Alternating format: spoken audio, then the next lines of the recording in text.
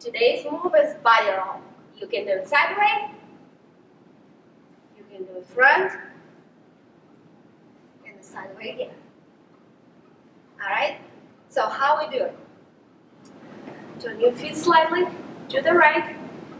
Imagine a stick in front of you. You're going to go under it and then back over.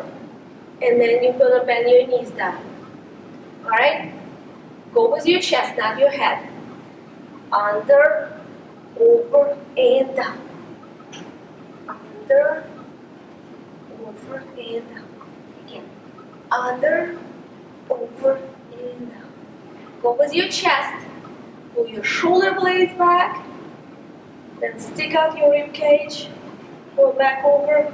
And then sit down. Under, and down. Under the stick, over, and down. Front. With your chest. Under the stick, over, bend your knees. Under the stick, over, bend your knees. This way. Under the stick with your chest. Under, over, knees. Under, over, knees. Under, over, knees. Make sure it's fluid. Like you have no bones in your body. Just fluid. Alright?